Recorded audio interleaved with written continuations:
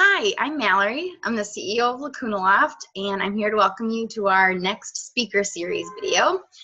Normally, the way the speaker series video works is I have someone here with me who has submitted a topic, and you all have submitted questions, and they kind of give a little bit of a talk, and then we go through a little bit of a question and answer, and we have a great time.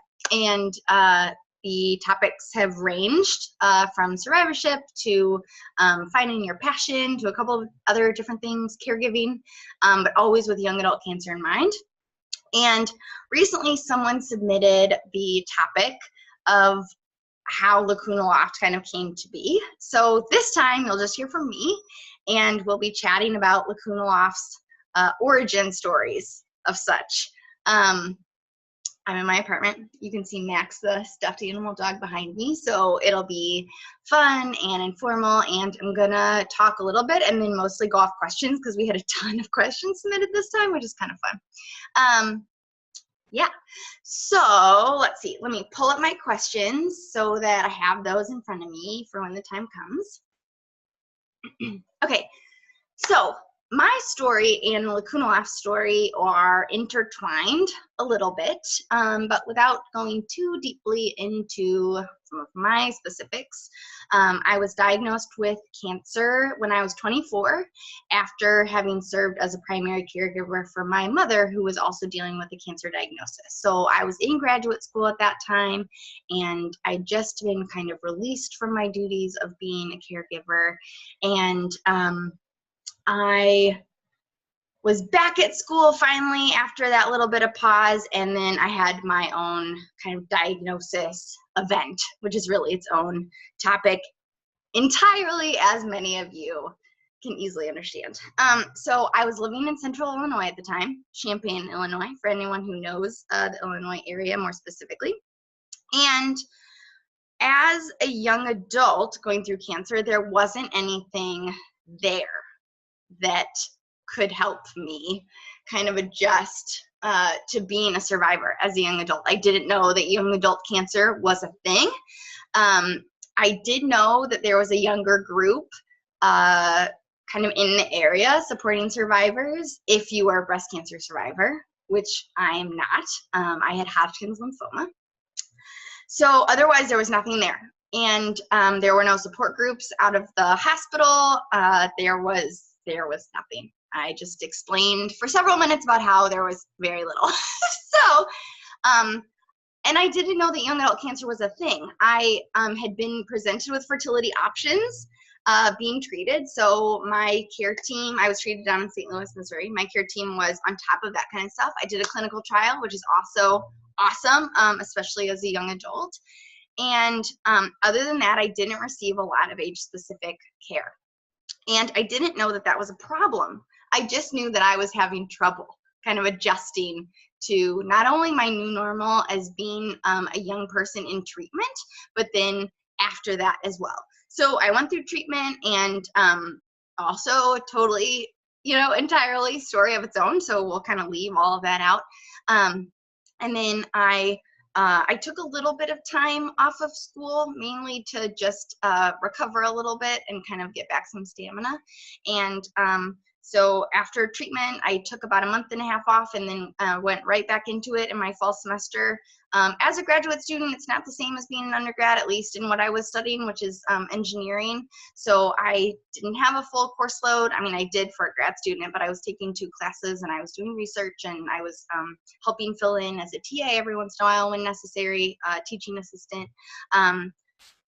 Otherwise, my life really went back to normal, except that it didn't, right? So I was tired all the time, and fairly frustrated by that fact, because I'd always been someone who could really kind of get the job done when it needed to get done, and I'd always taken very full course loads. I'd worked all through undergrad. I was a competitive athlete in high school, so I'd always been someone who just kind of like face down, like charge and trudge. That's what I just said, but mixed together, kind of like charged through, whatever task was necessary. I just grew up with the philosophy that if If you had to stay up late, you just made yourself a nice hot cup of tea and you kept going. So the fact that I was fatigued a lot, like, really frustrated me. It really made me feel kind of like I was going crazy. I also had a lot of anxiety that was kind of cropping up, which is also entirely its own topic of conversation. But yeah, so some anxiety. And we're talking 1 year after treatment, talking 2 years after treatment. So for a lot of the people around me, including my graduate school program, I should have been, which I will put should in quotation marks because should is a dangerous word for those of you who have been in therapy. You probably know. They all expected me to be kind of performing as I had been, and I wasn't. I didn't have the same full-time capacity as I did before, which now I'm much more comfortable with. But at the time, I felt very frustrated and very incapable and very less than my previous cancer and caregiving, for that matter, self. So eventually, my graduate school department and I had a little bit of a disagreement, and we parted ways. We broke up. It wasn't entirely mutual at the time, which is also another story entirely. I know that all of you out there listening totally understand how, like, life is like an onion. We'll use that metaphor, and there are layers to everything, and especially when it comes to young adult cancer, this shit gets complicated, right? So anyway, so I left graduate school, and I didn't know what to do because my entire life up to that point, well, at least a lot of it, had been really wholeheartedly driven by the idea that I was going to be an engineer. And so I did specific things in high school to get to that point, and I went to undergraduate, and then I went to graduate school, and I got my master's, and I had started a PhD, and I got about halfway through it and was just like, no, this is not going to happen in the way that it's happening right now. So I left graduate school and totally freaked the shit out, sorry for the language, because I didn't know what to do with myself anymore. And anyway, I wanted to stay in Champaign, Illinois because my husband was there, and we'd been apart, and we lived in St. Louis with my family as caregivers, and we just didn't want to live apart. It was important to us post-cancer. It was a value of ours to live together. So it was set down as a challenge for me that for the year we were supposed to be left in Champaign before moving elsewhere, that I would do kind of whatever I wanted for a year, which seemed very frivolous and very scary to me because I didn't know what that looked like. And as a very driven, motivated person, it's hard not knowing what you're being motivated about.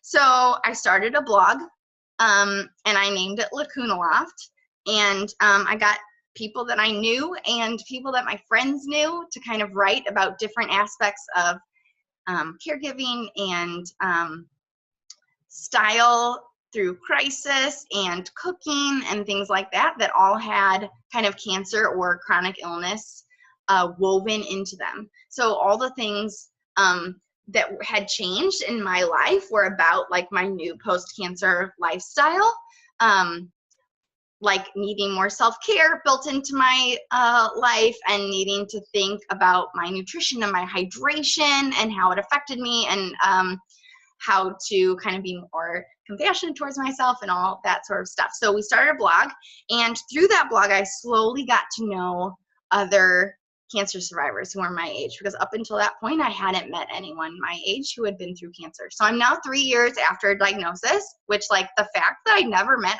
someone under 40 at that point who had been through cancer is fucking crazy. So I started a blog, and I started meeting other young adult cancer survivors. I learned the phrase young adult cancer, and all of a sudden I was kind of pissed. I was pissed that my graduate school and I had not come to an understanding about what a compassionate way of dealing with someone was.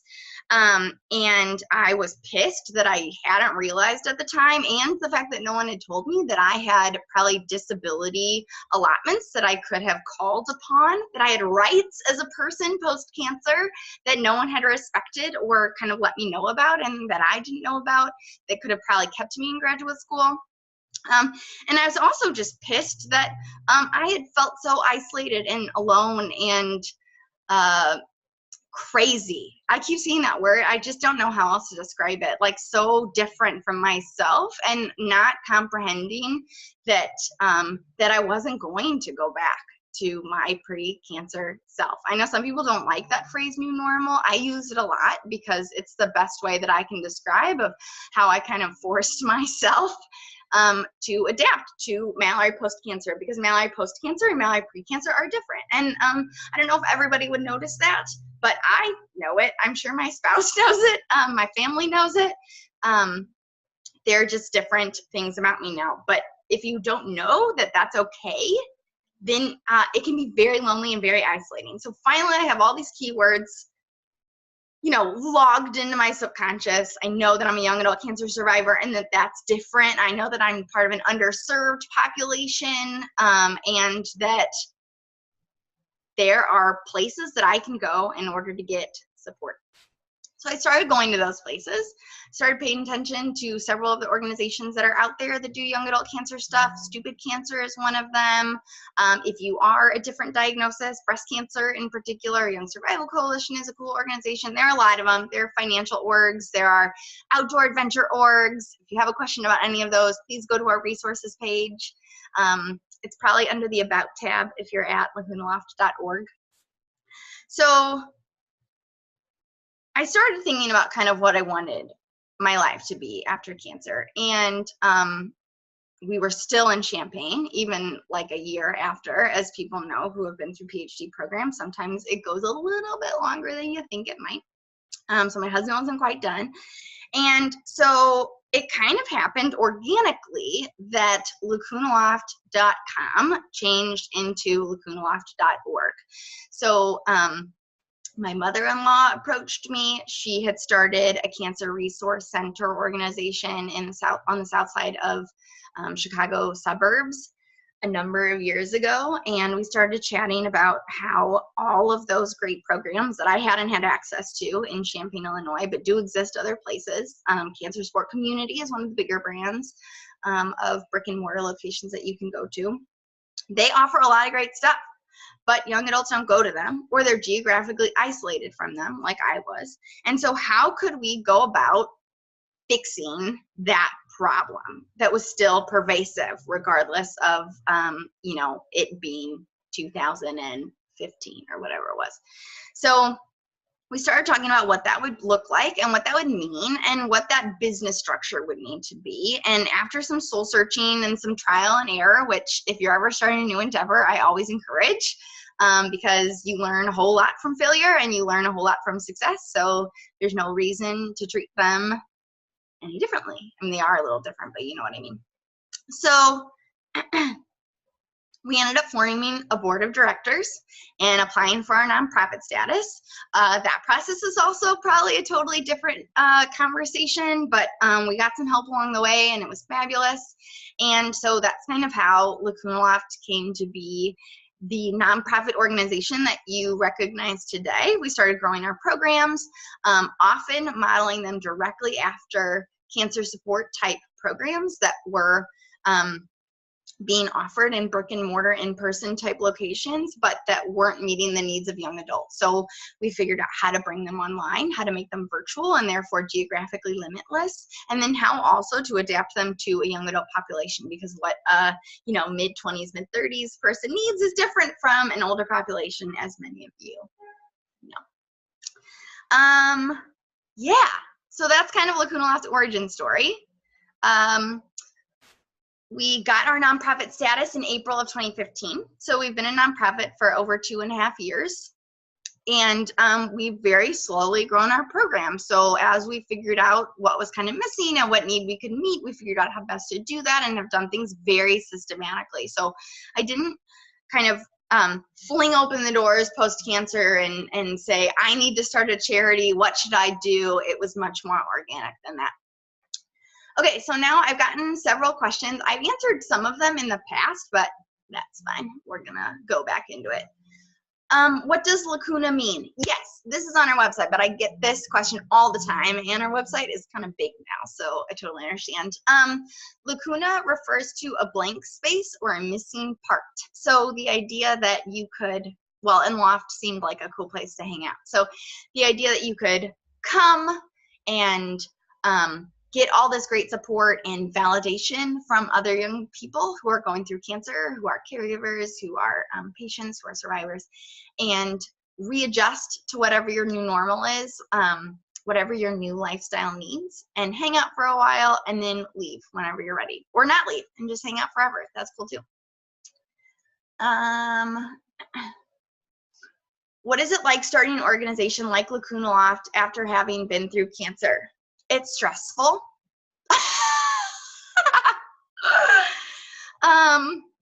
It's scary and it's fun. I like being in charge of my own level of compassion in my work environment, but I also work by myself a lot, which I don't have trouble kind of directing my energy throughout the day in terms of getting things done. That's not really an issue for me, but I do get kind of lonely. And I also took a salary hit for a while. It continues, as people who have started small businesses understand.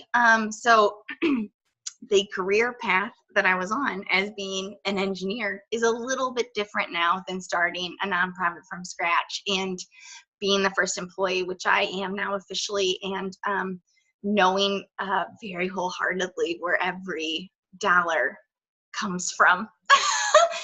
Which also I could talk a lot about. So if anyone's starting an organization and interested in what I learned in the first couple of years about fundraising and growth and things like that, please don't hesitate to reach out.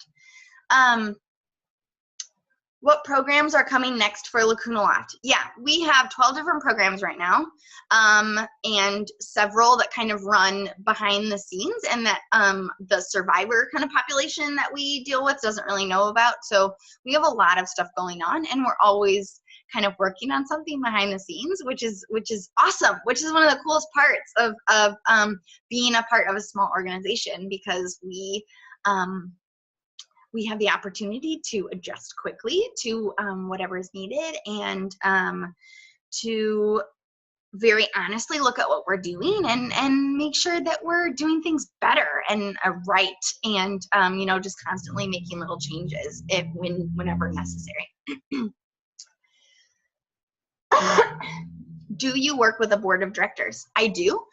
By law, we're a nonprofit. We're required to have a board of directors, and they are a fabulous group of women. I know some of them personally. I know one of them only professionally, which when we brought her on was kind of exciting, because previous to her being on the board, everyone who was on the board loved me, and it's nice to have someone who's not as personally involved with me kind of in the nitty-gritty and offering very honest feedback. We work together on lots of things. And whenever we do something brand new, they're very involved in the planning and how we approach it, and how we talk to our community about it.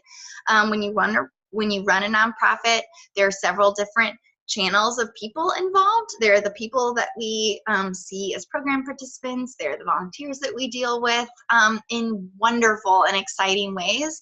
And then there are the donors and the corporations and the foundations, and everybody gets not treated differently, but everybody is kind of in it for slightly different reasons. And so we want to make sure that we're meeting the needs of all that stuff, of all those people, while still staying very true to our mission.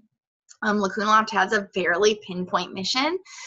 We serve young adult cancer patients, survivors, and caregivers, and we do so in a geographically limitless way. And we focus heavily on the support programs and resources. So we don't offer anything clinical. We've been very specific about that from the beginning. Contributors. What is it like to be a contributor, and how do you become one? I write a little bit for Lacuna Loft. A lot of the posts have my name on the bottom, even if they're not written by me, and you can always tell that by reading the post. But we have about 70 people who write from time to time on the blog, some of them more frequently than others. If you are interested in being a contributor and sharing your story, that is great. Email me, info@lacunaloft.org or Mallory@lacunaloft.org, or there's a contact form on the site that you can fill out. There are lots of different ways of getting a hold of us, and we can set you up with an account and you can draft posts. Is Lacuna Loft a blog? That's a great question. We're not a blog. We're a nonprofit organization that runs a blog, which some people seem confused about, but that's okay. How do you apply for 501c3 status? That's a great question. I'm not going to answer it. I will say that you can go to NOLO.com. It's a great resource. We actually had a legal clinic file for us for free, which is awesome. Definitely the way to do it because it's a straightforward process, but it's complicated at the same time. So, what is my job? That's a great question because people hear from me in all kinds of different capacities. If you're a volunteer, I talk to you. If you're a brand new contributor, I talk to you. If you're on my board of directors, I talk to you. So I'm the CEO. That means that I manage direction and strategy of the organization as well as dealing with the nitty-gritty of our daily activities. So that's kind of the biggest difference between me and the board of directors who also helps manage things. So I handle the day-to-day operations and then the board of directors helps a lot with kind of strategic planning and like big picture things. And they also manage me. So my hiring, my salary, overall kind of direction we work together on. So there are some blended lines and some not so blended lines. I think those are all the questions. Oh, I have a personal Instagram account that is full of dog pictures, and I get comments about that sometimes, which I think is funny, but that's okay. I think that's all. Was Lacuna Loft always a nonprofit? No, we were not always a nonprofit. As I said, it was a bit of a soul searching to kind of figure out what business structure would help us fulfill what we wanted to do. And so for a little bit there, Lacuna Loft was set up as a sole proprietorship.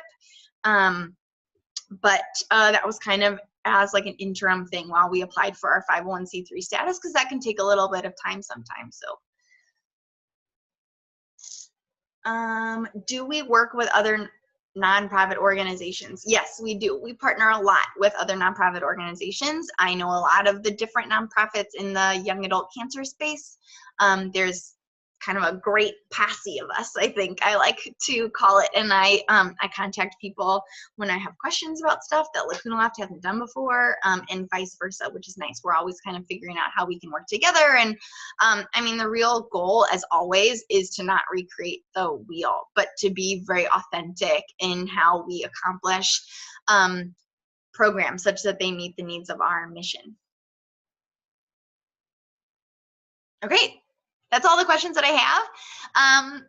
I hope you enjoyed this. As always, please submit topics for the next speaker series. We have a couple more lined up over the next couple of months, and they will continue onward and onward, so that's always fun. And like I said, if you enjoyed this, we have 11 other programs that are happening. So if you're a healthcare provider, we have brochures and materials that we can send to you. If you're a patient survivor, we have lots of different stuff, things that are available 24/7, like the blog, like the book club, like the journaling prompts, a bunch of different programs. And then I'd say the other half of the programs are things that you sign up for and that you engage with other survivors during, like this, face-to-face on video, which is fun. And those, they happen monthly typically. So creative workshops, writing group, things like that. So check out the website, see what you like. And if anything's missing that you can think of, please let us know, because like I said, we're always interested in kind of growing and expanding and figuring out how best to meet the needs of the young adult cancer patient survivors and caregivers that we serve, because it's really all about them. The main goal of Lacuna Loft all along has been to make sure that no other young adult feels alone and isolated and you know, like their normal life is slipping away from them because cancer has arrived. I felt very much like that. I felt very isolated. My peer group did not understand, you know, what being a caregiver as a young adult was like, and what having cancer as a young adult was like, and what feeling anxiety about death and dying is like.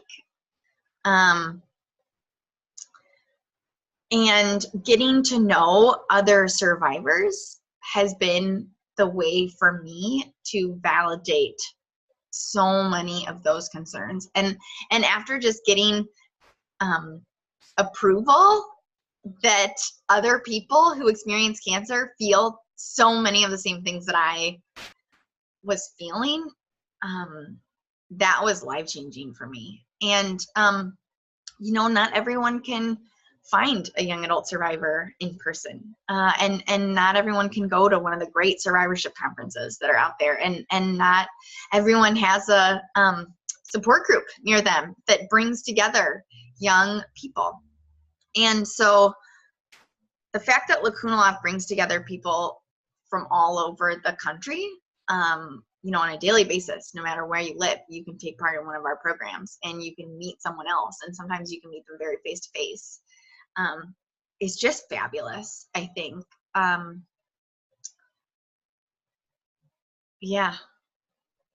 So thank you for joining me. It was fun to kind of tell Lacuna Loft's story, and have a great day.